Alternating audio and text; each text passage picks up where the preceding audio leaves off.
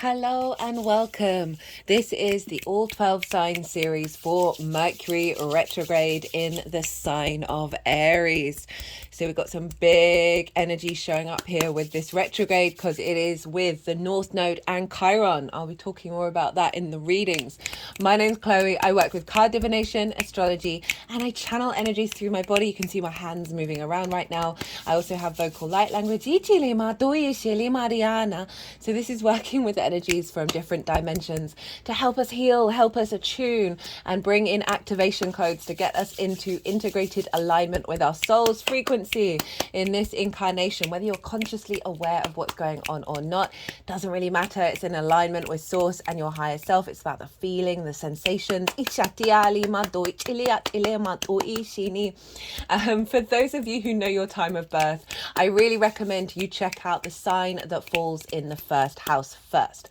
This is your rising sign, where your ascendant is. Each of the signs I will be reading as if they are the rising signs, so the astrology will link in closest with this. However, it does not invalidate you looking at any other part of your chart, perhaps where your Mercury is, because Mercury is getting activated for you. So just look to wherever that sign falls in your natal chart, look to the house that it's in, the themes of that house, and you want to apply those themes as well as all the meaning that's going on in that sign for you in your natal chart to the messages that come through. It will be as if that sign has now moved to the first house. So the astrology will still link in. You just got to add on a bit of personal natal chart meaning on top of it. Right, keeping this introduction short and getting on with reading for Aquarius and Capricorn. Aquarius rising. How you doing, Aquarius? So for those of you who don't have Aquarius in the first house, which is your rising sign, look to the house that it does fall in your natal chart. Look to the themes of that house, and you want to apply those themes as well as all the meaning you've got going on in the sign of Aquarius, celestial bodies, astrological points, to the messages that come through. It will be as if that Aquarius energy with all the meaning of your natal chart has now moved to the first house. So the astrology will still link in. You just got to add on a little bit of personal and natal chart meaning on top of it. Right, I am pulling cards for this Mercury retrograde in the sign of Aries, and regardless of where Aquarius falls in your chart, Aries and Aquarius sextile one another. They are fellow yang energies, day signs. So for those of you who are new, who haven't caught the introduction, just want to mention I channel energies through my bodies from multi-dimensional guides, whatever else you want to call it. And you just heard some vocal light language come through. That and physical movements will come through. It's so interesting, that sound you just heard. I've not channeled that energy before. I'm gonna, it's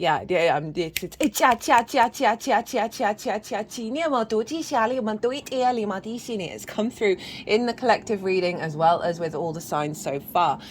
So Aquarius and Aries are fellow yang signs, and they sextile one another. And a sextile is an aspect of Venus. Venus wants to connect. She wants to bring harmony. She wants to bring a sense of appreciation, of value and love, a sense of desire, right? There's a lovely flow with a sextile. It's an easy, soft, free-flowing energy. And it's also about creativity. So brainstorming between these two signs. So you've got a really supportive aspect to wherever Aquarius falls in your chart. There's wanting to bring about a sense of connection, wanting to bring a sense of ease, right? Of grace.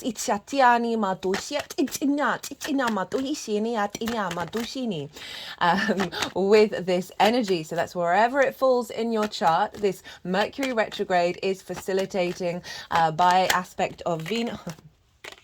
Oh, hello, your card. Hello, your card, Aquarius. Facilitating your Aquarius energy. Now, I've done a collective reading where I break down the meaning of a retrograde, the process of a retrograde. It's three cycles over the same degrees. I pulled collective tarot cards for those, and that was quite a phenomenal reading. I wasn't expecting it to come out in the way that it did.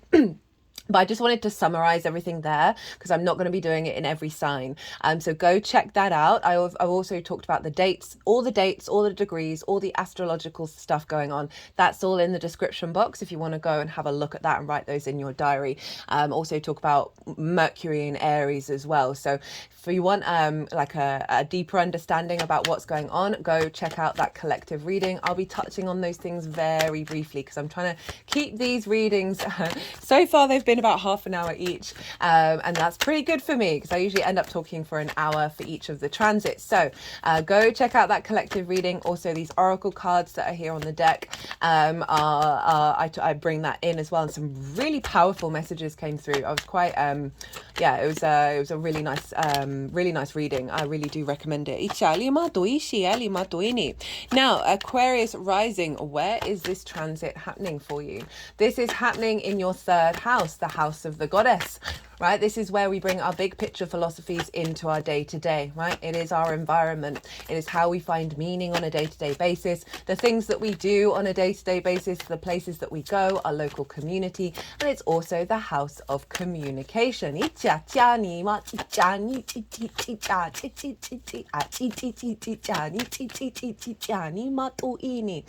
That noise is so, that form of light language is so interesting. I try not to force so it's only just started coming through, and I always try not to force the process of seeking answers. So we'll see at some point if that comes through. If it does, and I get more clarity around that, I will do a separate little mini video to let people know what that energy is all about.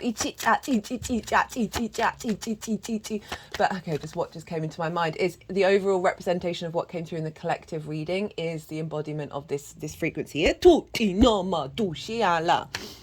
Okay, so third house, you have Mercury doing its loop-de-loop 3 times over the same place, right? Retrogrades can bring up some disrumpled energy, so things can go missing.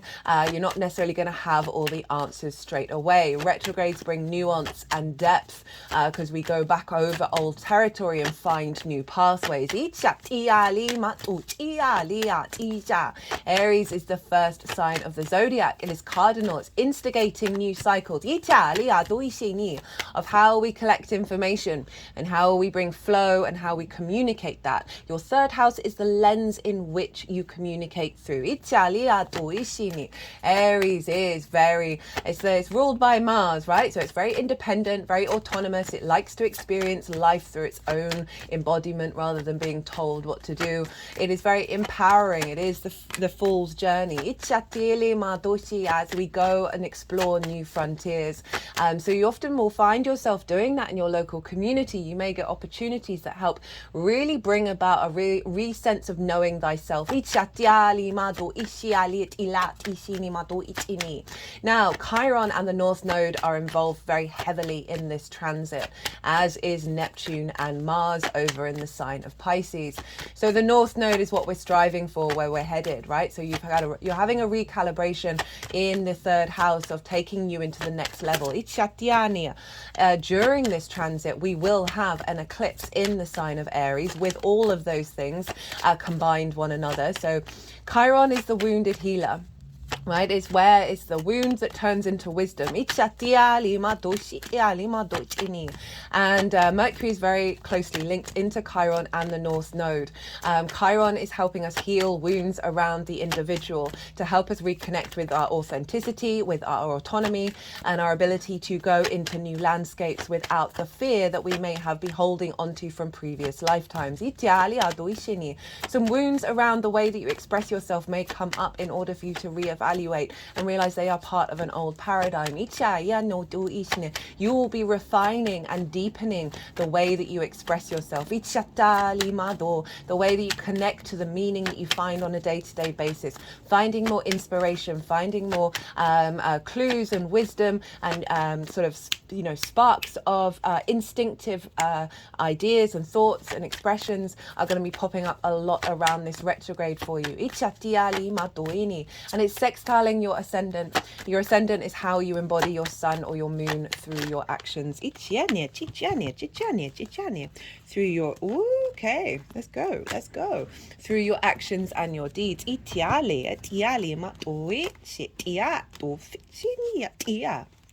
Through your actions and your deeds. A lot of repeating cards showing up for these readings so far.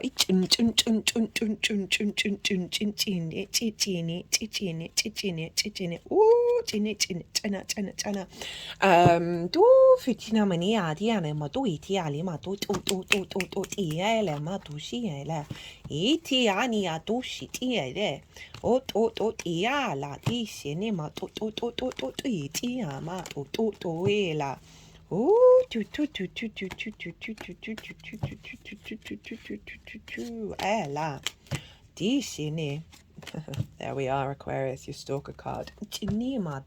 Collective stalker card, actually. Has been showing up quite a lot for everybody. What was I saying? What on earth was I saying?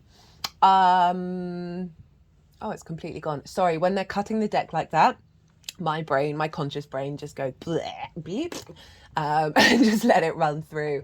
Yeah, revisiting and revising the way that you communicate, finding meaning in your day-to-day, the lens in which you express yourself, old wounds coming up through that. It's also linked into schools and learning something new for the first time, as well as short distance trips. So those things may crop up. I'm thinking about schools in terms of what the things kids say to us when we're very young can get embedded in the way that we communicate, and I feel like wounds around that are going to be released and let go of.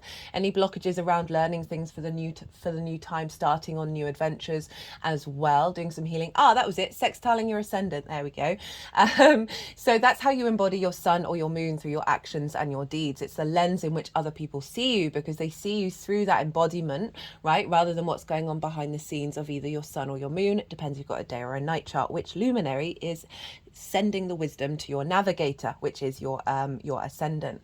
It's your body, it's your appearance, your character, your sense of self. So Mercury is doing a revamp over in your third house of communication, empowering the sense of self in the way that your own authenticity in the way that you express yourself, and it's harmonizing with your embodiment, right, with how you with your sense of self, right? So you're getting an upgrade, a reconnecting to source, and through this process you're going to notice through your actions a shift and change in the paradigms, and also how other people see you as well, because they're going to see this more authentic embodiment, but it can bring up wounds around not being seen, not being heard. Mars, the ruler of Aries, is over in the sign of Pisces, which is in your second house of how you value yourself, right? The skills and tools you have in order to manifest in the world, right? Regular income, your resources, the things that you value. Mars in Pisces is helping us intuitively, instinctively, through our actions and our motivations, tap into synchronicities, tap into the flow, tap into the magic, and is pouring all of that into the way that we're now communicating, new neural pathways coming up. It's going to be conjunct Neptune at the time Mercury goes direct. Neptune's about bringing different realities in, reconnecting to source through the magic. In this energy of the fire, of the spark of spirit, reconnecting to our soul.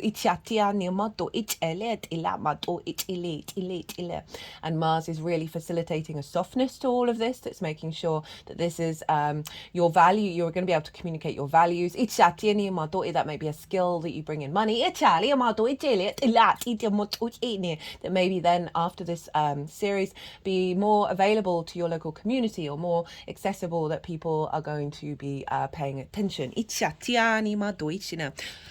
This is going to be influencing your Virgo and Gemini placements, right?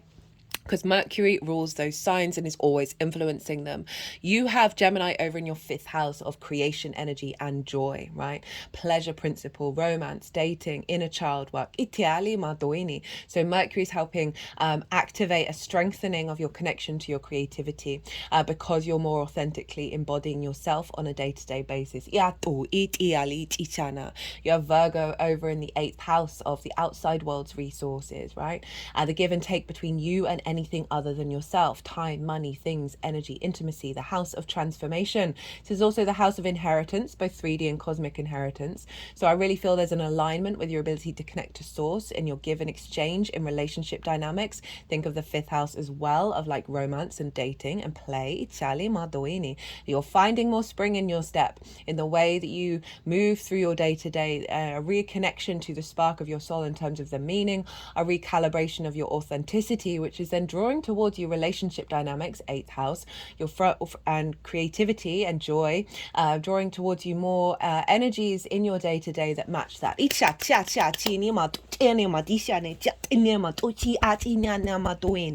Right, I'm going to go consciously quiet. While I'm thinking about, words, I'm a bit all over the place today. I'm not surprised because I'm working with the Mercury retrograde energy. Look to where your Mercury is in your natal chart. Look to the house that it's in and the themes of that house. Those themes are likely to be very entwined with this Mercury retrograde, and that will give you a more personal understanding of what's showing up for you beyond this general reading. I'm going to go consciously quiet and soften my mind. The energies that I channel, they are going to move through me, and they're going to put the cards into the 5 piles. We're doing overall theme, lesson, blessing, tools, and manifestation. And so then they'll move them around, they'll do some energy work, and then they'll put them into the 5 piles, and that's when I'll bring in the tarot into the astrology. So I call you to soften your mind as well. Let that all settle into your unconscious space. Let your intuition come through about what's showing up for you in terms of this retrograde.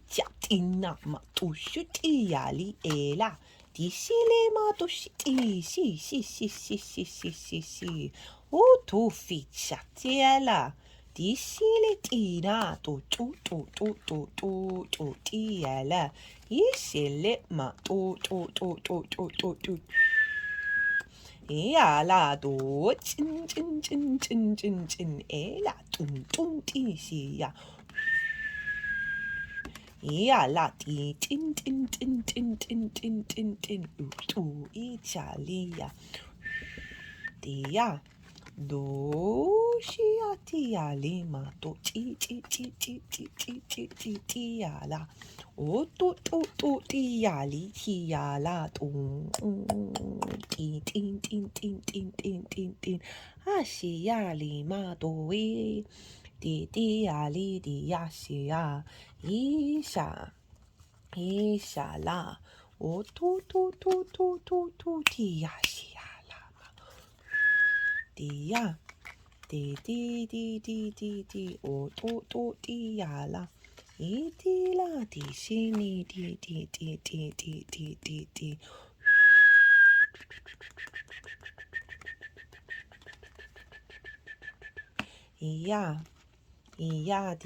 dia, ma, do it, dia, do,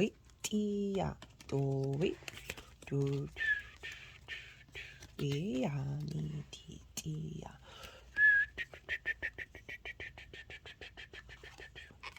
Ni shala do to ishila di shiala do fiali ala di ishia di shini do di ala di shiala o ti ale ma do ishila di shele to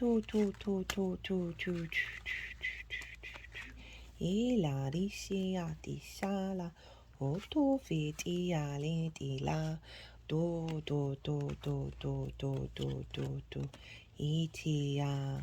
itia le ma do di shali di si do itia le adiana ma do shini ati shini ati ishi ala do to shialia do tiale tiala eti ama o to fitinia ishali di to look at all those swords do shiala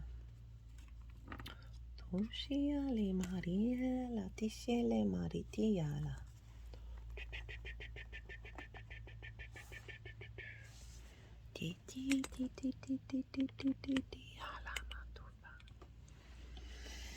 Well, Aquarius, check out all the swords. So, the overall theme of this transit: Eight of Swords, Six of Swords, Temperance, Wheel of Fortune, your card, the Star, Three of Wands, which is shown up for every reading in this position, and the Ace of Swords. So this transit is getting you out of blocked limitations, right? Cages of your own making, things that are an illusion, ideas and constructs that have blocked your ability to be fully aligned with finding meaning in your day-to-day, connecting with your environment, having the way that you express yourself. Or blockages are being released.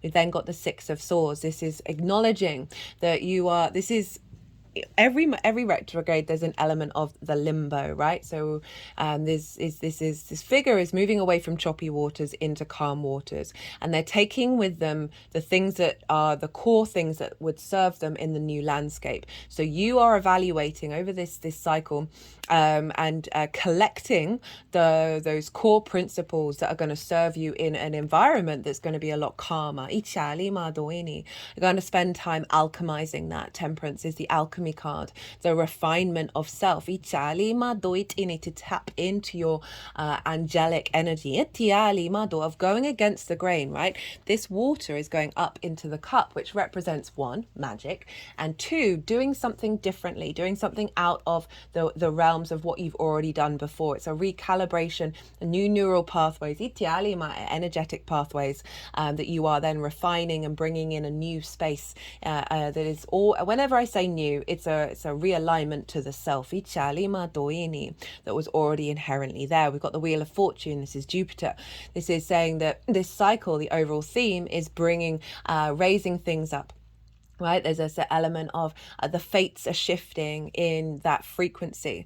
And then we've got the Star card, you being able to be authentically yourself in the way that you express yourself. There may be some deep healing that you go on during this process. We are dealing with the North Node and Chiron, which is pretty powerful, but it's aligning the galactic and the earth energy together, of you being more able to express your Aquarian energy. Got the Three of Wands, which is embarking on a new journey from a place of power. This is the sun in Aries. This figure is on top of a cliff, which represents the higher ground. The ships are going out. They're going out on a new journey. They've done everything that they need to do. There's a real sense of, with the theme for this transit, just in general, because this is shown up for everybody, of people feeling more confident within themselves in order to embark on a new adventure as they expand their own authenticity. We've got it with the Ace of Swords, so a clarity of vision in the way that you communicate, connecting to source, being co-creation with the way that you express yourself and how you find meaning on a day-to-day, new visions, new ideas, new possibilities. So that is the overall theme. The lesson of this retrograde, we've got the Five of Cups, Five of Swords with the Ace of Wands and the King of Swords. So we've got two Aquarian cards showing up for you. Five of Cups is grief, right? There's a heaviness, there's a loss of flow, there's a loss of kinship, a loss of abundance. And then we've got the Five of Swords. This is conflict, right? The bully in the room, the victim. We can be both of these things. There's a sense of domination and subjugation. This figure has won the Three of Swords. They've won, right? So if you think about it in terms of communication, being quite independent to the point of contrary, not listening to anybody, wanting to win, very sort of Aries, martial, war energy, right? And with the house of communication, of the ideas, the things that you express. Whether these are still very loud in your life or not, it's going to be bringing up the tendrils, the threads of this. These are very archetypal energies for us all that we're then working through, right? There may be that for some reason the way that you express yourself brings about conflict in other people. Or you just feel like you've constantly got to fight for your opinions, for your perspectives to be heard. Or this could be bringing in a working through. So the lesson is we're working through this of your environment just being an element of conflict. That's just like the general energy of like always feeling like you're butting heads with people. It's come with the Ace of Wands, which is saying the lesson is we're going to be renewing this energy. We're not renewing it. There's new energy coming in, right? This spark. this Ace of Wands, this virility, this passion, this creativity, this transformational energy. And the King of Swords is saying, okay, well, I understand why that energy was showing up. I have clarity and vision. There are butterflies behind the throne representing this metamorphosis into a new being. And having the clarity and vision to express it, to act upon the way that you communicate. And are moving away from the discordian energy of grief, the heaviness of grief, the conflict energy. The King really is clear cut, right? And not bothered by if there is conflict, not bothered if there isn't the flow, because there's a real sense of certainty that's coming in. So the lesson is to work through that. So those difficult energies of the Five of Cups, Five of Swords may crop up during this transit. Tap into fire, right? That Ace of Wands, light a candle. Write down the wounds, write down the conflict and burn them safely. Meditate on it and see what comes through. The blessing of this retrograde, 10 of Swords in the Queen of Wands, 8 of Wands, Knight of Swords. So lots of air and fire. 10 of Swords. So the blessing is the end of this cycle of limitations and restrictions, a sense of betrayal, a sense of immobilization. So for some of you, there may be blockages karmically linked into your connection to your local community, finding meaning in the day-to-day, your expression, right, of being heard. Wounds from the school time that may have diminished your understanding of yourself, your embodiment of yourself. This is coming to an end. This is the blessing. We've got the Queen of Wands bringing nourishment to this new framework, new passions, new drives, new being able to cultivate this and really bring wisdom and nuance to the way that you express yourself. The 8 of Wands is alignment, right? The blessing that's coming through, having worked through this, clearing out of this, is now new alignment, right? So this can be more synchronicities happening in your local environment, alignment in the way that you communicate and express yourself, right? You know, the second house of Pisces, right? Of bringing in that magic, and just everything being a bit more in flow and more in alignment in your environment. We've got the Knight of Swords, the embodiment of this, of being able to very quickly understand what's going on. The embodiment of the truth of how you express yourself.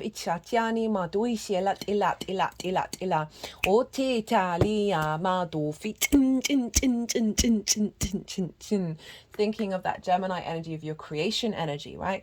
Feeding that into the way that you communicate, right? The Knight of Swords, they embody their suit, they embody their element, and this is of air, the communication, the ideas, there's movement, you're taking it out into the world. Okay. The tools, this is shown up every time here, as is the Three of Wands, which is wild. 2 of Swords, Page of Pentacles, 6 of Pentacles. So we've got some heavy earth energy grounding all of this, which I'm really liking. 2 of Swords, this is saying, hey, pause. It's okay. Pause is going to happen. Meditating, contemplation, observing, going inward, figuring out things out, allowing rest to happen. This figure has entered the new landscape, and they are pausing, they are meditating, they are drawing in the wisdom from source, their intuition, their emotional body, to understand who they are now in the new landscape. So that's a collective tool for us all. We've got the Page of Pentacles and the 6 of Pentacles. So the Page of Pentacles is saying there's going to be new messages coming in. There's an element of look to the playfulness of the page, look to exploring things in your local environment as well, going out into the world, seeking opportunities may come up that are taking you to help facilitate these activation codes of doing things in your environment that are more playful.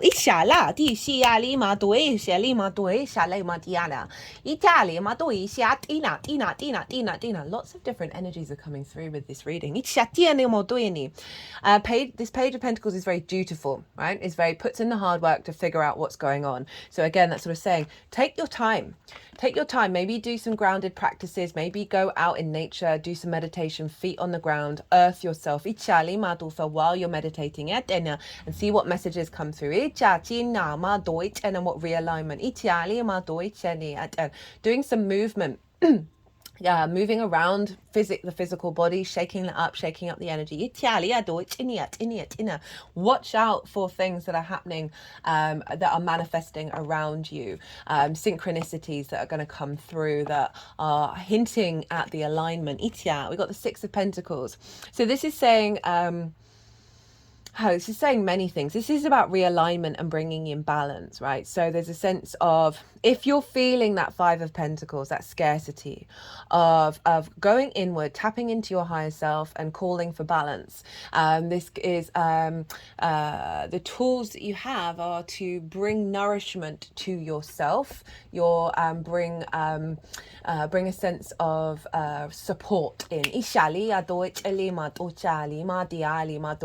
This also could be from people in your community. There may be opportunities that come up that bring you nourishment in your day-to-day. This is all about rebalancing and the focus on moving out of a scarcity mindset into a place of abundance. So for the energy of the manifestation energy, how this is all going to manifest, we've got the Chariot, the Magician, hello Mercury, got the Four of Swords in reverse.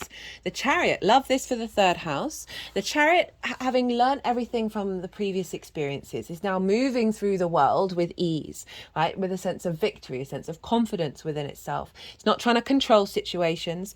It's not expecting old patterns, right? By holding on to the reins. It's in balance and it's moving with flow. So this is you moving in your day-to-day with more confidence, more knowing yourself, and just your environment energy shifting. You may be going on more trips, but overall that's a confidence with all the wisdom of your experience in the way that you communicate. We've got the Magician. Right, the Magician is Mercury. This is you having all the resources around you in order to manifest in the world. If we think about Mars in the second house of your skills and your tools, you being seen more as the Magician, by your community, you finding more meaning in your environment and being able to manifest through it. You being able to communicate with clarity, and your communication bringing about manifestation. We've got the Four of Swords in reverse. Upright, this is a sense of rest and peace and alignment, being held by something bigger than yourself to contemplate the truth with the grief. In reverse, this is knowing that you are held, but taking that out in the world. The way that you understand the wisdom that you have of the experience of the human condition, being able to share that. Understanding your own condition and being more at peace with it, and then being able to move through the world, taking that wisdom out into the world. We've got the King of Cups, which wanted to go over the Nine of Wands in reverse. So this is a sort of overall theme as well of the Nine of Wands is constantly on the defensive. It's very confident in itself, but it's exhausted and on the defensive. I always say with this card, do we need to be? Can we find a way of being authentically ourselves without caring if people are getting angry at that or getting defensive at that or whatever it is? But there's a sense of perhaps your environment and the way that you communicate. There's just been some difficulties. There's been some trapped energy. There isn't momentum moving forward. You've just been in that sort of defense mode. This is in reverse with the Ace of Cups under the bottom, of bringing renewal in there, of flipping that energy, of no longer feeling that inner conflict. Got the King of Cups. This is emotional control, right? This is bringing in that intuition, bringing in that confidence, the action orientated energy from your intuition via the way that you express yourself. Of intuitively knowing how to move through your environment and finding that meaning because you've reconnected to your authenticity and your soul. Right, okay, so I'm going to pull a card. Oh, Chinima. This is from the Four Agreements Oracle deck. All the decks are in the description box. I love this book. It's one of my favorite.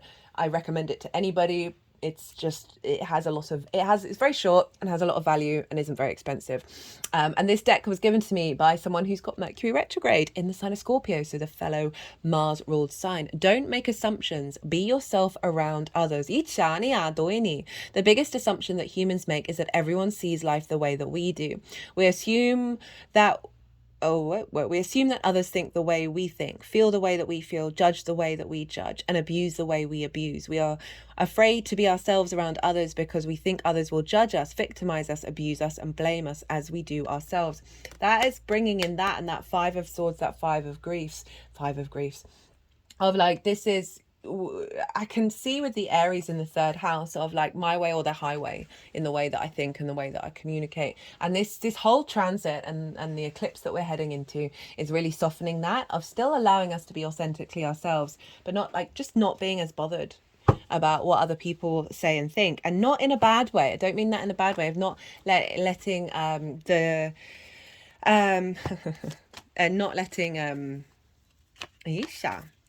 not letting the that Ten of Swords, right, that sense of restriction and betrayal and the judgment on others, and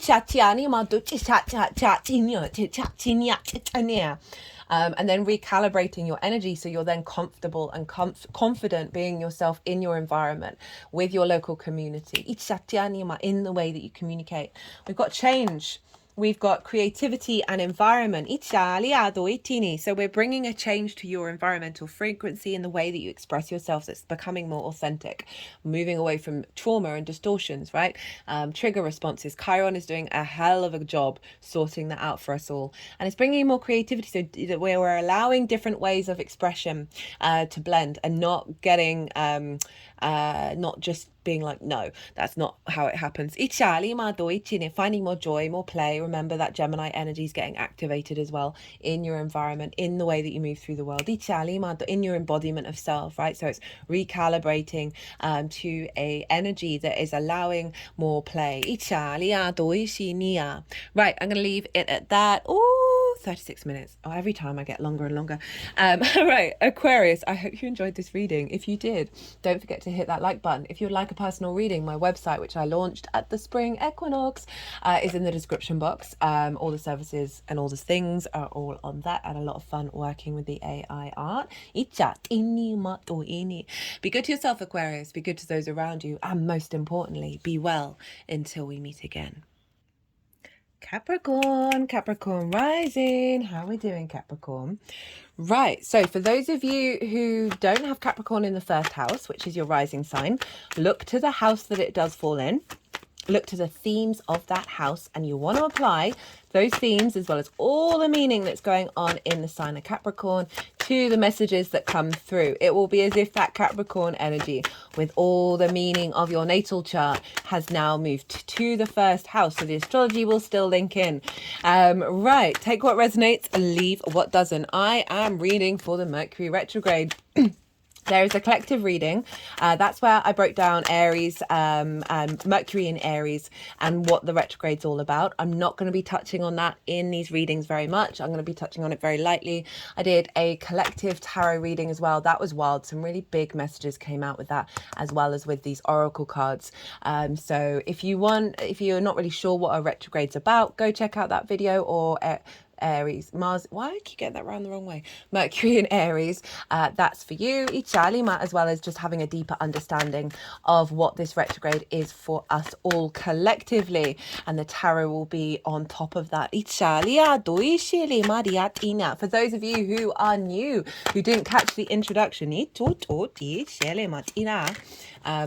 going some big clearing out here, Capricorn. I'm not surprised, this is squaring your energy. Anyway, those of you who are new, I channel energies through my body. You just heard some of the vocal light language, the hands move around. It's all part of the way that I channel. It's just one of the many ways that I do.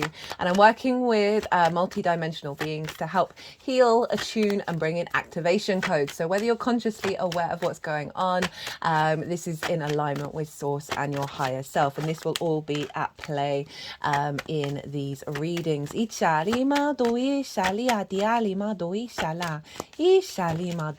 Now, Capricorn, regardless of whether Capricorn is your rising sign or not, Aries is squaring your Capricorn energy. A square is a 90-degree angle. It is ruled by Mars. It is an aspect of Mars, and it can bring up conflict, drama, frustration, winning at all costs. Now, if these things do crop up, bear in mind these are coming to the surface in order to be healed, navigated, and from a new paradigm. What conflict is worth standing in the breach for and what isn't? The flip side to a square is high-end manifestation energy, building energy. This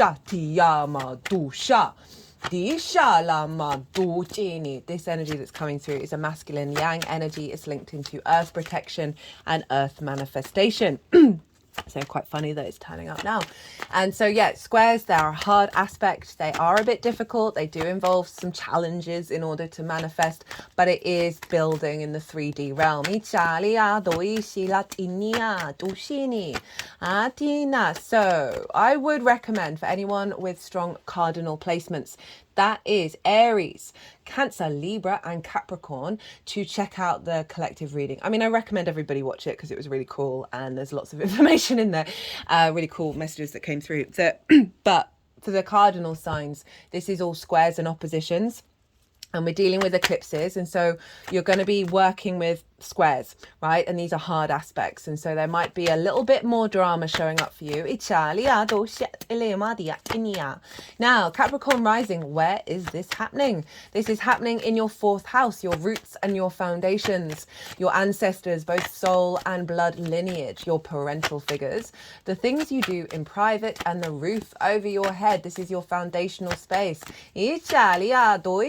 Mercury is going to be going back and forth until the 13th of May, when it leaves its shadow, when it goes beyond the retrograde cycle. So we've got a while of things being rejigged and reevaluated, right? You might have to go back and forth over certain things.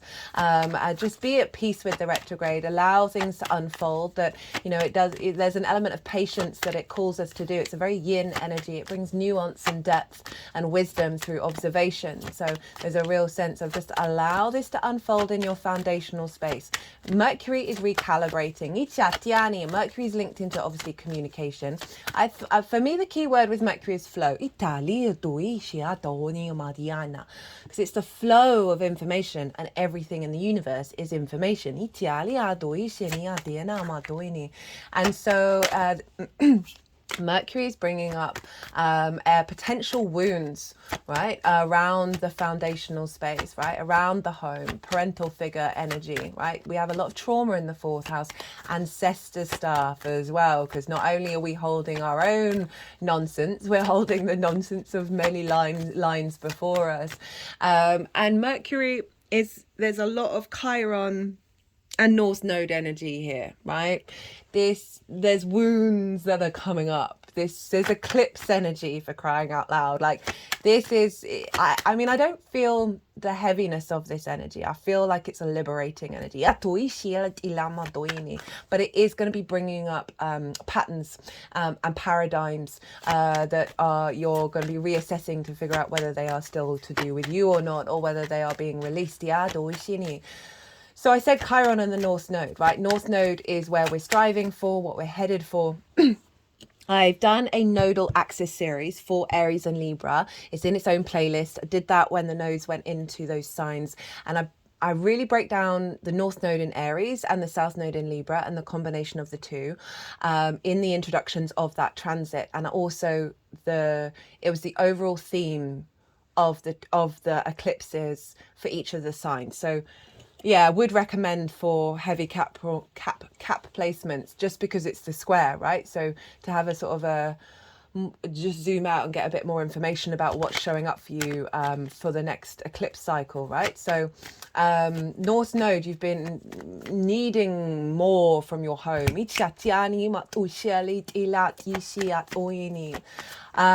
getting the vibe that Mercury is bringing in new neural pathways to help you connect. And I don't just mean in the brain, I just mean that sort of the symbolism of that energetically. Aries rules the head.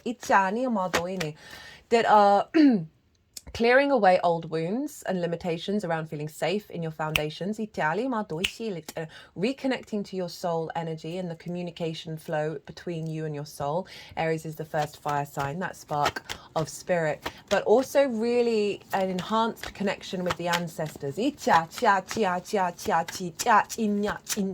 So interesting. So that's that light language you just heard. I've never heard that before until doing the collective reading for this. I haven't had a moment to sort of meditate and go pause on it. And if I do, and I try not to force these things, but if I do get any knowledge around what's that about, my light language is a recent activation, so I'm not quite fully integrated of getting direct translations yet. They're happening more and more, but it's not as on demand.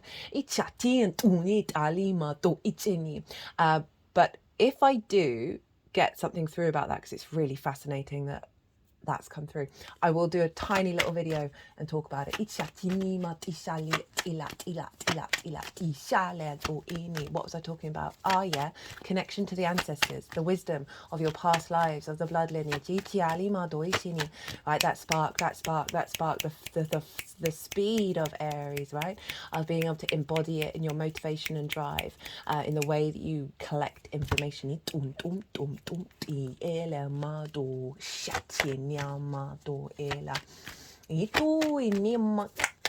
We've got a lot, as I said, a lot of trauma in the fourth. So Mercury's going back and forth over the ways that you express yourself in your foundational space, right? Can be quite fiery. You may have had quite fiery upbringing. And what we're working with here is navigating our autonomy and our independence that doesn't have to automatically kick off with conflict. Chiron is helping heal a lot of wounds here, to help us then step into a new frontier when it comes to our home and feeling safe in our foundational energy. Mars is over in the sign of Pisces, and Mars rules Aries. So Mars is influencing this Aries energy with Pisces, with Saturn, with Neptune. Mars is in your third house of the house of the goddess, where we bring our big picture philosophies into our day-to-day, how we find meaning on a day-to-day, how we move through our environment, our local community, and the way that we communicate. It's a lens in which you communicate through. That's shown up for every reading, every single reading. Well, I say every single. This is the fourth, so we'll see. So Mars in Pisces, our motivation, our drive, our passion, right? Connecting to that undulating ocean of Pisces, the synchronicities, the intuition, the flow. There's an element of the spiritual to Pisces, right? Of just having a little bit more faith in the way that we move through the world, a little bit more ease, of our instinctive motivations and drive and action coming from a very magical, very fluky space. Mars is going to be conjoined Neptune when Mercury goes direct. Neptune's about bringing different realities into our own. So there's a real sense of bringing source and bringing the magic into these new pathways of communication.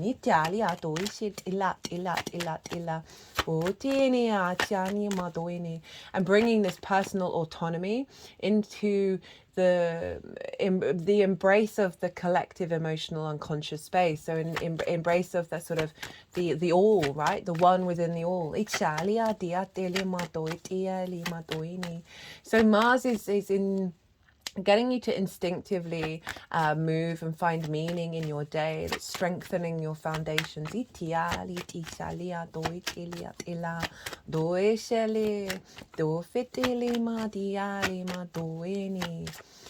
You may get messages from ancestors, from spirit guides in your day to day, in your environment as you go out into the world.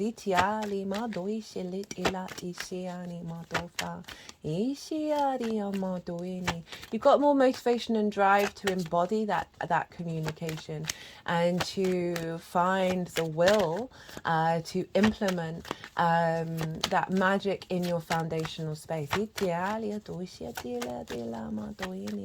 Now, going back to the square, so Mercury and Chiron and the eclipse, the North Node, are all squaring your Capricorn energy. Now, this is your ascendant, Capricorn rising, where how you embody your sun or your moon in your actions and your deeds. It all depends if you've got a day or a night chart, which luminary is giving wisdom to the navigator. It is your body, your appearance, your character, your sense of self, and it's often how other people see you, because they see that embodiment. They don't necessarily see what's going on behind the scenes. It is the navigator that you have through this cosmic water, and you've got this big shift happening. Anything that's been blocking that embodiment, right? That true sense of self, any restrictions around that.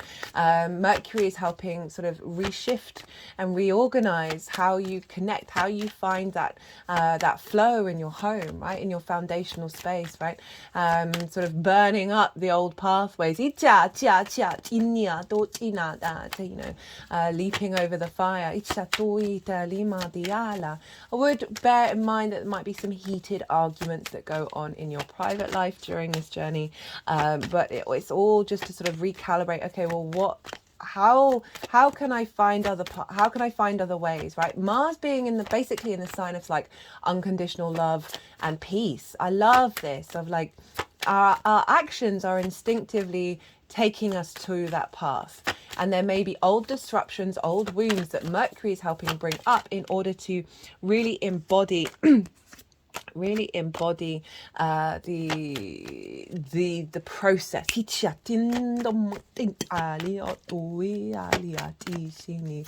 Overall, I'm just really getting just a link to that soul, right? That's that spark of spirit, of that Aries energy. You finding your autonomy in your home, in your private life. This can be a revisiting of old parental wounds, and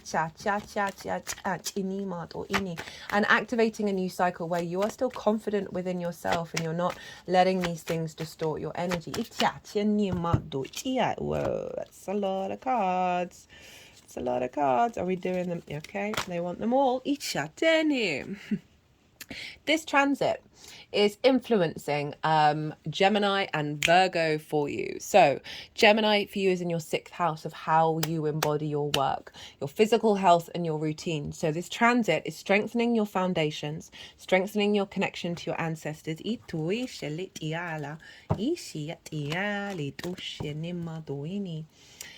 Diana. And then allowing more space for you to be the adult in the room. Like the 4th house, as I said, parental figures, trauma, doesn't matter what they do, it's still going to happen. And that can mean that we might fall into cycles of neglect. And that really shows up in the 6th of the adult in the room, where we're not quite able to be the adult in the room with ourselves. And this can be in various degrees. And this is really helping reorientate that. Virgo for you is over in your 9th house of how you see yourself in the world. Your perspectives. So this realignment with your foundational space, feeling more in your own power, is then influencing a release of control and pressure in the 9th house of how, you recalibrating how you see yourself without feeling disorientated or unsteady, because Mercury is helping bring in a stronger foundation. We've also got an eclipse happening here. So this is wild. This energy is wild. Okay, look to where your Mercury is in your natal chart. Look to the house that it's in, the themes of that house, and you want to apply those themes to the messages that come through. Those themes are likely to show up with this retrograde, so that will add on a personal level beyond this general reading.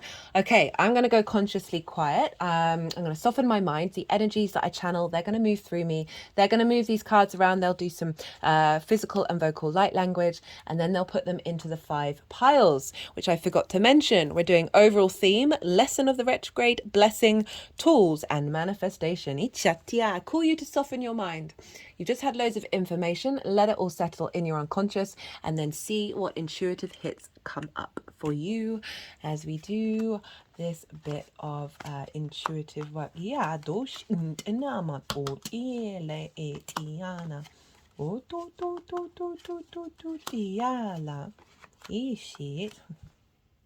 These 2 cards have shown up in every reading.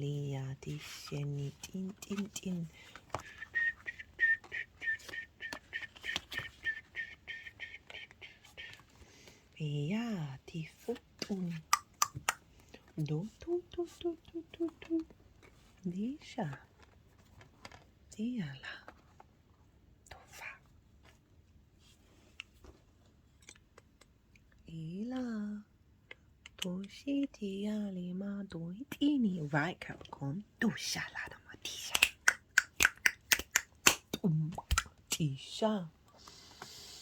So the overall theme of this transit for you is the Three of Wands, shown up for every sign in this position. Seven of Swords. Three of Wands is you are embarking on a new journey from a place of confidence, from a place of understanding of who you are. This is the sun in Aries. This figure is standing on a cliff, representing you are on the higher ground. You've done the prep work from everything you've experienced in this lifetime and many others. You're now protected. There's a sense of strength, and it's called the Mini Emperor. And this is about you embarking on a new journey that's taking you from a place of insecurity or a bit of a worry or whatever it is, that where you don't quite feel in your own power. That's coming in, but it's come from the higher ground. So there's an elevated understanding of the self in regards to your foundational energy, right? Of you being in command and in control and authentic in your own private life. It's come with the Seven of Swords. Seven of Swords is about thinking differently. This figure is stealing away the resources from the other side in order to stop the battle, right? It's stealing away the Five of Swords, which is very much conflict mode, right? Bullies, victims, domination, subjugation, winning at all costs. And at what costs? The Three of Swords. This figure is stealing away that conflict of saying there is a new way, new framework coming in where you can still hold on to your authority and you can still express yourself and be in alignment without bringing in conflict, without trying to dominate. Also feel like this is embarking on a new journey with the ancestors, both blood and soul lineage, that is bringing in new ways of thinking, new ways of collecting information. The lesson, whoa.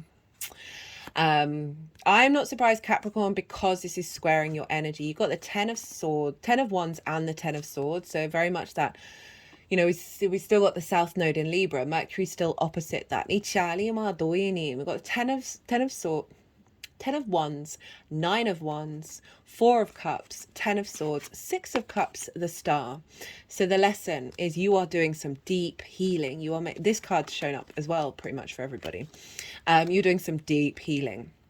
Ten of Wands, burden, a sense of weight and restriction. As you know, this is the ancestors, right, in the fourth house, right? A releasing of a lot of burden and a lot of weight that you've been carrying that isn't necessarily to do with you, but it's part of your soul contract that you've signed up for. Just overall, just a sense of a heaviness of all the things that you need to do at home, or just feeling like your foundation is just is there's a lack of joy. A lot of hard work. Maybe you work really, really hard at home, but you go to extremes and you don't allow yourself play. We've got the 9 of Wands as well, and this is feeling burnt out, exhausted, on the defensive all the time.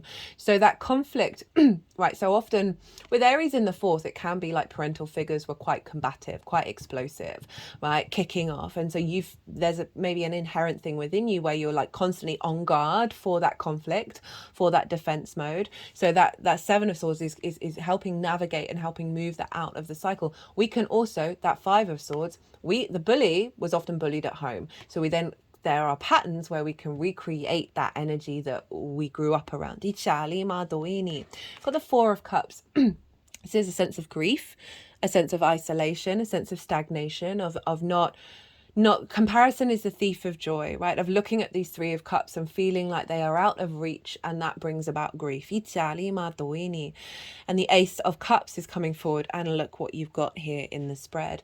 So there's an element of, with all this weight and all this heavy, this is stagnant energy for me, the 9 of Wands, right? With all this burden and this stagnant energy is brought about a sense of, oh, things aren't quite what everybody else has. I'm feeling a little bit restless. I'm feeling a bit, I can't tap into the joy. I can't tap into the flow. There's this of bringing up all of these old wounds, where there's almost the inability to see through the weeds. We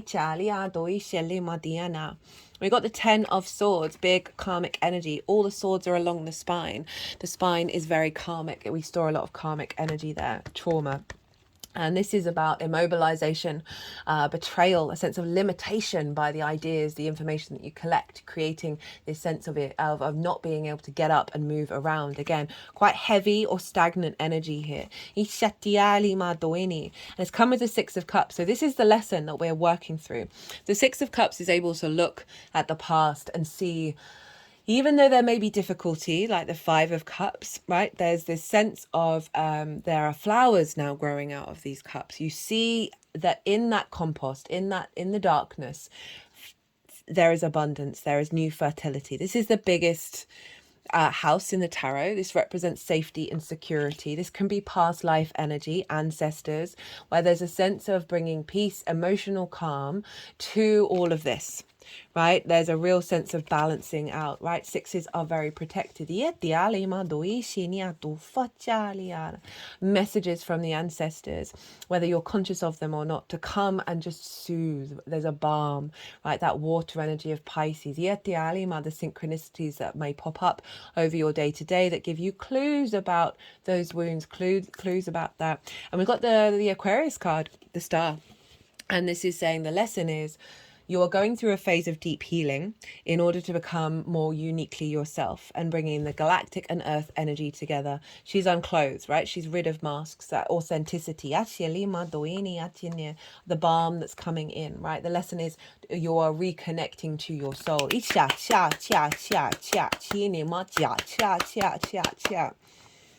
The blessing. 6 of Pentacles, the Hanged Man, the Ace of Cups. So this is saying that the blessing that's coming through is a balancing, a rebalancing, a restoring, a sense of, because we've got the scales there, and this follows the 5 of Pentacles, where we may have felt left out of the cold, not supported, feeling very neglected. Inima doshi that may have been recreated. This is being balanced out of your life. This is the blessing that's coming through. There is this sense of balancing, of receiving wisdom, embodiment. There may be opportunities that come through with this retrograde that are highlighting the shift and the change and the blessing that's coming through, right? Away from that heaviness that we have over in the lesson. We've got the Hanged Man and the Ace of Cups. This is Neptune.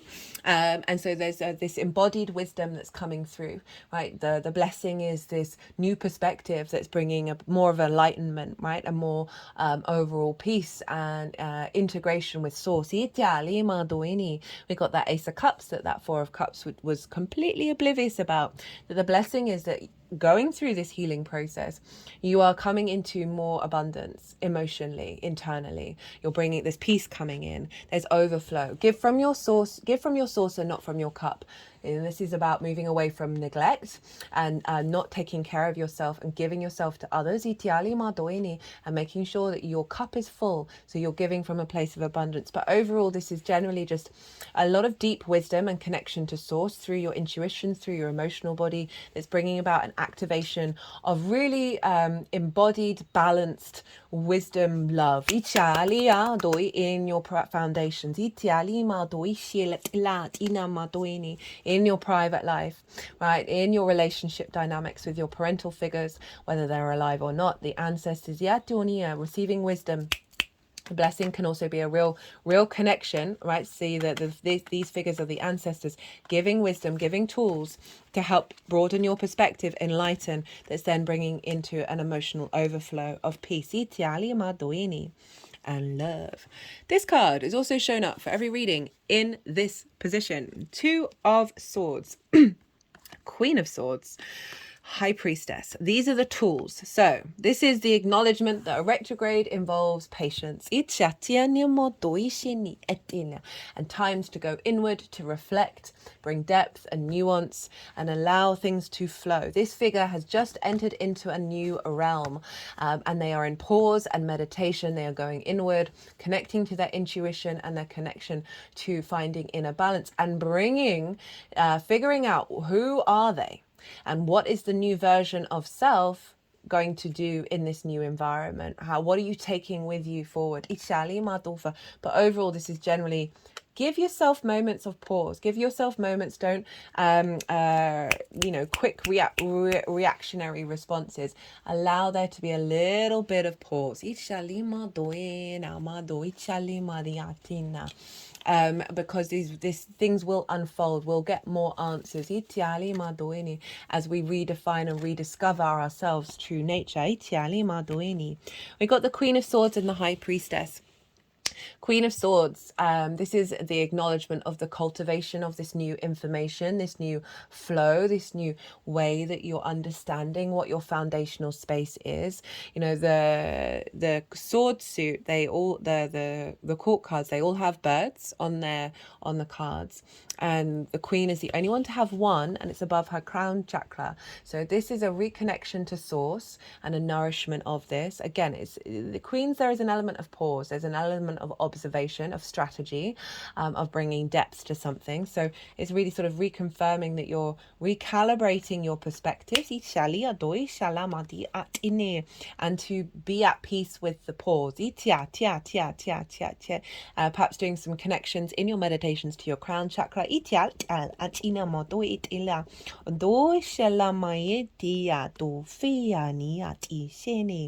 And we've got the High Priestess. Again, these are kind of pause cards of saying go inward, tap into your inner intuition. And rather than that sort of quick yang and energy of action, see what messages are coming through, see what your higher self is telling you. And also there's a sense of faith. Of the tool that you have is knowing that whatever you're drawing towards you is in alignment. Even it might be difficult, right? Be in a state of observation. That's really very key to these three cards.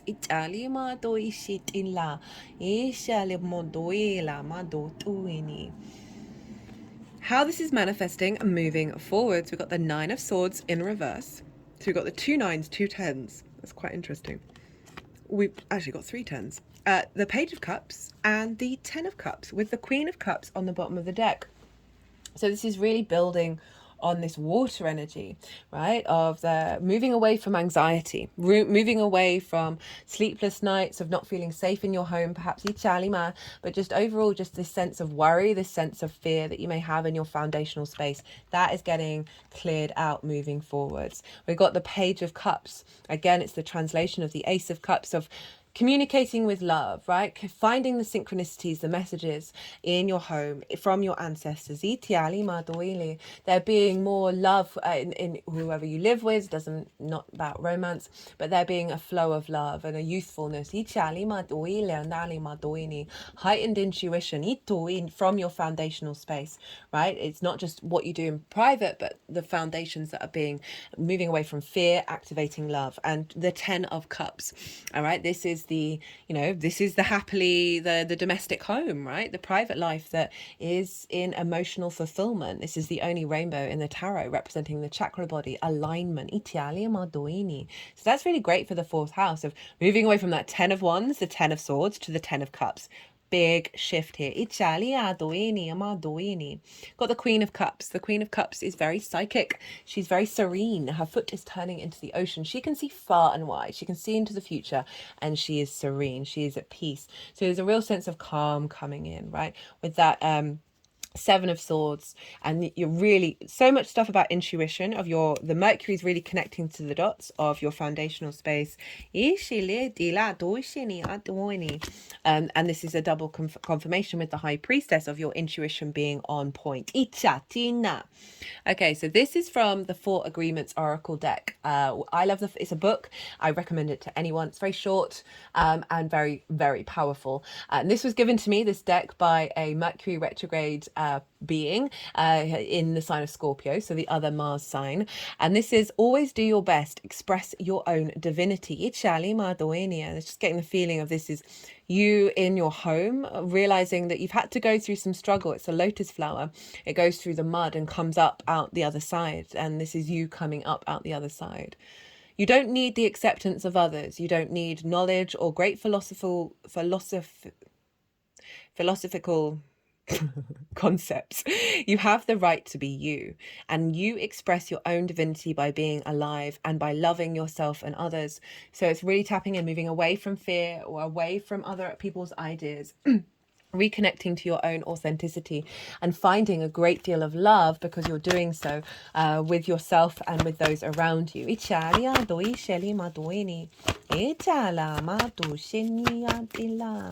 Let's get a couple more clarifiers for the lovely. Okay,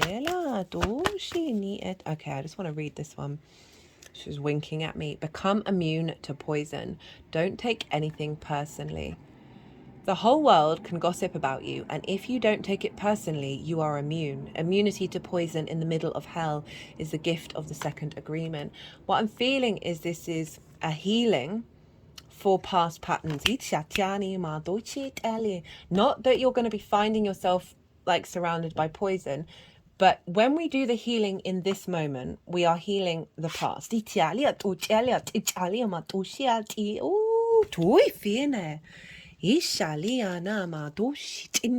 So blown out the flame of the old cycle. Now, can we do this? Can we do this with any grace and sophistication? Activating the new cycle. That was pretty. Cut the deck, got domestic harmony. Leadership, you being in your own power. And synchronicities. Right, that is just sort of summed up everything that I just talked about the bringing of the connection of your intuition and connecting the dots, getting more wisdom and inspiration of your path, of your journey, your embodiment of self, as you move in your private life, your foundational space, right? It's not just linked into the home. Love, domestic harmony showing up. That's so appropriate for Aries 4th house, and you embodying your own power But with the Queen of Cups, right? She's really nourishing. She's very supportive. It's about balancing that yin and the yang. Okay, Capricorn, I'm going to leave it at that. I hope you enjoyed this video. If you did, don't forget to hit that like button. If you would like a personal reading, I launched my website on the spring equinox. It took me a while to get around to doing all of that. All my services are there, and if you go check that out, I had a lot of fun playing around with the AI art. And other than that, Capricorn, be good to yourself, be good to those around you, and most importantly, be well until we meet again.